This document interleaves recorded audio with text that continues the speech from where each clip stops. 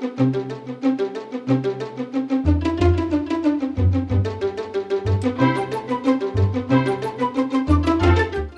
I'm Anthony Day. It's Friday the 9th of October, and in this week's Sustainable Futures Report, I'm looking at Project Drawdown, mentioned by Blair Shepherd of PwC in last week's report. The UK Prime Minister this week set out his view of a green future and laid great emphasis on offshore wind. There's good news and bad news on waste, and there are carbon-saving claims which may not be all they seem to be. The UK aims to achieve net zero carbon emissions by 2050, but also plans to open a new coal mine. Bill Gates is pessimistic about tackling climate change, Greenpeace is dropping rocks, and the Earthshot Prize is announced. Meanwhile, as weeks of wildfires come to an end in California, there are forests still ablaze as far apart as Brazil and Ukraine, and Storm Alex brings floods and fatalities to Italy and France. Last year, Australia suffered its worst wildfires. Their 2020 wildfire season is just beginning. Last week we mentioned a book called Drawdown. In fact, there's much more than a book. Founded in 2014, Project Drawdown is a non-profit organisation that seeks to help the world reach drawdown, the future point in time when levels of greenhouse gases in the atmosphere stop climbing and start to steadily decline. The Drawdown Review, just published, defines drawdown as a critical turning point. The review is the first major update since the original book was published in 2017. The authors believe that drawdown, a far more demanding target than net zero, can be achieved by 2050 or even by the mid-2040s. They summarise 10 aspects of the project. First of all, we can do it. While governments and corporations are taking action, it's nowhere near the speed or the scale required, and emissions are continuing to rise. Nevertheless, many of the means to achieve the objective already exist. There's no silver bullet. There's no one simple solution. Success depends on coordinating the interdependencies between communities, industries, organisations, and nations. Climate solutions have other benefits. For example, clean air improves public health, and green investment creates jobs. There is financial justification. The savings from doing things differently will, they say, outweigh the costs. This may involve the abolition or scaling back of existing industries. Unlike the UK coal communities in the 1980s, there must be a just transition. We must cut the use of fossil fuels, coal, oil and gas, which account for 2/3 of global emissions. We must stop the subsidies to these industries. At the same time as reducing the sources of emissions, we must reinforce the natural carbon sinks, like wetlands, peat bogs and forests. We're missing opportunities, for example, to cut food waste, to move towards a plant-rich diet, to better control refrigerants, some of the most powerful greenhouse gases, to spread reproductive health care and education more widely. The deployment of capital and policy will accelerate the process. The project involves many millions of leaders at all levels. Just as there is no single silver bullet, no single leader can make this happen. People in all levels, in all organisations across the world, must be informed and inspired to work towards the common purpose. Finally, the aim must be to make possibility reality. When Greta Thunberg addressed the US Congress, she said, "You must unite behind the science. You must take action. You must do the impossible, because giving up can never be an option." The review then moves into detailed solutions which will reduce sources and support sinks. It starts by defining sources of emissions and existing sinks. The big three for emissions are electricity generation, 25%, food production, 24%, and industry, 21%, followed by transport at 14%, buildings at 6%, leaving 10% for everything else. On the other side, 59% of emissions remain in the atmosphere, 24% are absorbed by plants, and 17% by the oceans. The review looks at each of these categories in turn and in detail and explains the actions that must be taken. The final section looks at social change and considers how climate change measures can improve society, with particular emphasis on health and education. In the closing pages they say, "What may be politically unrealistic at present is physically and economically realistic, according to our analysis. There is a path forward for the world. The question is how to bring physical, economic, and political possibility into alignment." The UK Prime Minister this week addressed his party conference with the slogan "Build Back Greener." How far will his government go towards making the changes required for Drawdown? Let me quote from his speech. "I can today announce that the UK government has decided to become the world leader in low-cost clean power generation. Cheaper than coal, cheaper than gas, and we believe that in 10 years' time offshore wind will be powering every home in the country, with our target rising from 30 gigawatts to 40 gigawatts. We will invest £160 million in ports and factories across the country to manufacture the next generation of turbines. And we will not only build fixed arrays in the sea, we will build windmills that float on the sea, enough to deliver 1 gigawatt of energy by 2030, 15 times floating windmills, 15 times as much as the rest of the world put together. Far out in the deepest waters, we will harvest the gusts, and by upgrading infrastructure in such places as Teesside and Humber and Scotland and Wales, we will increase an offshore wind capacity that is already the biggest in the world. As Saudi Arabia is to oil, the UK is to wind. This investment in offshore wind alone will help to create 60,000 jobs in this country and help us to get to net zero carbon emissions by 2050. Imagine that future, with high-skilled green-collar jobs in wind, in solar, in nuclear, in hydrogen, and in carbon capture and storage. Retrofitting homes, ground-source heat pumps. This government will lead that green industrial revolution." The general comments to the whole of Mr. Johnson's speech were that it was broad on vision but short on details. Beyond offshore wind power, virtually nothing was said about achieving climate goals.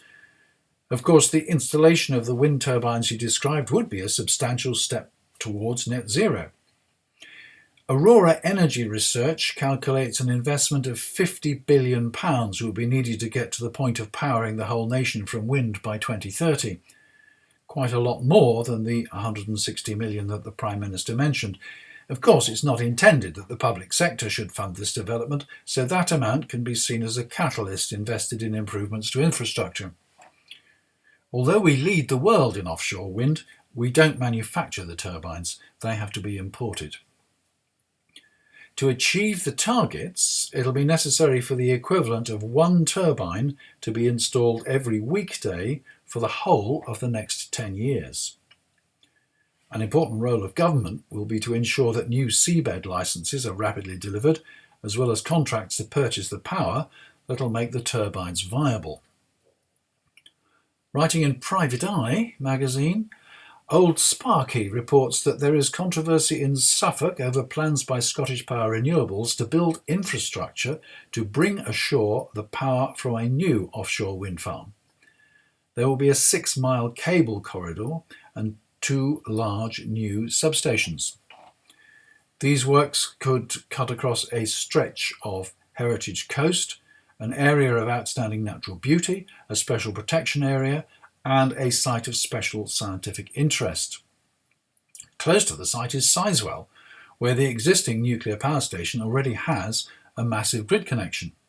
Locals don't understand why Scottish Power Renewables doesn't use this as its connection point. A large increase in the number of offshore wind farms can only make problems like this more common. The Conservative Party is, of course, politically opposed to onshore wind power. While winds may be stronger out at sea, the construction of wind farms on land is cheaper, maintenance is easier, and grid connection is generally simpler. But it's not politically acceptable. There's news about waste. First, The Guardian reports that a super enzyme that degrades plastic bottles 6 times faster than before has been created by scientists and could be used for recycling within a year or two. They're also developing a version which could deal with cotton, and combining the capabilities of both in a single organism could permit the recycling of multi-fibre fabrics containing both cotton and polyester. The bad news on the waste front comes from Sri Lanka, which returned 21 containers of hazardous waste to the UK last week. The shipment had been described as mattresses, carpets and rugs for recycling, but was found to contain plastic and polythene waste. This is not the first time that waste has been returned to the UK. The whole issue is problematic, with local councils short of space for landfill and with limited recycling facilities receiving a constant stream of refuse for disposal. Brokers offer to ship the material abroad, insisting that everything meets the relevant regulations. Councils have no money to send inspectors to these remote locations to verify this, and all too often organised crime takes the money, takes the waste, and dumps it. Reduce, reuse, recycle. We can tackle this problem if we can redirect consumer spending to services rather than goods, and if we can redesign products so that they can be absorbed into the circular economy and be repaired, refurbished, remanufactured, repurposed, and eventually reduced to their component materials for recycling. The Ellen MacArthur Foundation continues to promote the circular economy. After Brexit, the UK will presumably no longer be involved in the European Circular Economy Action Plan. It'll be interesting to see what the government puts in its place. 36 people died in California's wildfires, which burned some 2 million hectares. President Trump blamed it all on poor forest management and said he didn't think that science knew about global warming. More than 17,000 wildfires have been recorded since the start of the year in the Pantanal, Brazil's tropical wetlands. Thousands of animals, from jaguars to crocodiles, have died. The Amazon, too, has seen an exceptional year for fires. The Pantanal is home to 656 species of birds, 159 species of mammals, and 98 species of reptiles. After the fires, those animals that survived found there was nothing to eat. Volunteers are trying to bring them food and to rescue and treat injured animals. One volunteer said, "Some people have been saying that there are fires in the Pantanal every year. Yes, it's true that every year there are a few isolated fires, but they're controllable. This year, the fires were out of control. We've never seen so many animals die. The worst affected were the reptiles and the amphibians. They usually seek refuge in holes in the ground, and then, when the fire comes, they end up trapped." An international disaster, but surprisingly little media coverage. The New York Times reports an added dimension to wildfires raging in Ukraine. Because the area is a war zone, the flames are setting off abandoned ordnance. Firefighters are at risk from landmines set off by the heat, and they cannot use aircraft to douse the flames for fear that they will be shot down. At the other extreme, parts of Italy and France have suffered Storm Alex, with severe floods causing death and destruction to property. A macabre twist to the story came when floodwaters washed corpses from their graves. And in other news, inequality is a growing problem. According to the Credit Suisse Global Wealth Report, the top 1% of the world's population own 44% of the world's capital. 1% own 44% of the world's capital. A report from the Stockholm Environmental Institute and Oxfam shows that over the 25 years to 2015, that 1% have been responsible for 15% of global emissions, while the poorer 50% of global population accounted for only 7%. That 1% responsible for twice as much as the lower 50% of population. That's 74 tonnes per head per annum for the rich and just 0.69 per head for the poor. Oxfam's conclusion is that while there is a clearly limited carbon budget, a limit to the total emissions that can be released without causing irreparable damage to the planet, such emissions as remain should come from activities helping the poor and not indulging the rich. A company that produces meatless products has been running television commercials with the tagline, "If you care about climate change, take a step in the right direction with new Quorn." The implication was that by using the product, consumers were reducing their carbon footprint. Complaints were made to the Advertising Standards Agency, who ruled that the advertisement should be withdrawn because it was misleading consumers, although it had been on screens for at least 4 months. No basis was given to justify the claim in the advertisements that consumers would reduce their carbon footprint by using the product. The manufacturers were unhappy because they had received carbon footprint certification from the Carbon Trust, and they said they were consequently obliged to continually reduce their carbon footprint. Good intentions, but they overstated the case. There's a narrow line between truth and greenwash. Greenpeace has been dropping large boulders onto Dogger Bank in the North Sea. The area is nominally protected, but Greenpeace are taking this action to prevent trawlers from fishing there illegally. Bottom trawlers scour everything from the seabed and cause massive destruction. While this is permitted in some places, Greenpeace are laying these rocks to prevent trawling in what is designated a protected area. They undertake to remove these rocks if the government reinforces the regulations. The response from the ministry is that they will be better able to take action after Brexit. To emphasise their point, this week Greenpeace delivered a sculpture to the Office of the Department for Food and Rural Affairs, which oversees fishing. The sculpture takes the form of a 1.5 tonne rock, and it'll take a crane to remove it. News from Cumbria this week that the council has approved the development of a new deep coal mine. I've reported on this in the past, and I thought it was refused and all over, but apparently not. The mine will produce metallurgical coal for use in steel mills and chemical plants, and not for power stations. In any case, almost no electricity is now generated from coal in the UK.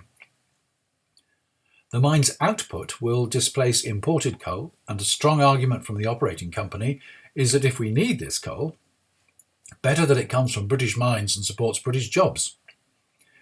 Is there any way of making steel without coal? Can the CO2 be captured from the steel-making process? Get in touch if you know the answer, please. The project still has to receive government approval, and according to The Guardian, that will come from the Housing Minister, Robert Jenrick. Seems odd that the Housing Minister has that responsibility. In an interview this week with Bloomberg, Bill Gates said, "The pandemic illustrates that government didn't look out for us despite the warnings that were out there. Climate fits that same paradigm. Sadly, the problem gets worse and worse, and there isn't a solution like a vaccine where you can spend tens of billions of dollars and bring it to a close. No, climate change is much harder. The damage that will be done every year will be greater than what we've seen during this pandemic." And finally, some are more optimistic. Prince William has launched the Earthshot Prize to incentivise change and help to repair our planet over the next 10 years. His announcement says, "Taking inspiration from President John F. Kennedy's moonshot, which united millions of people around an organising goal to put a man on the moon and catalysed the development of new technology in the 1960s, the Earthshot Prize is centred around 5 Earthshots, simple but ambitious goals for our planet, which, if achieved by 2030, will improve life for us all for generations to come. The 5 Earthshots unveiled today are protect and restore nature, clean our air, revive our oceans, build a waste-free world, and fix our climate. Each Earthshot is underpinned by scientifically agreed targets, including the UN Sustainable Development Goals and other internationally recognised measures to help repair our planet. You can see videos explaining each Earthshot on the website. And there's a link to all that on the blog as usual. And the blog is at sustainablefutures.report.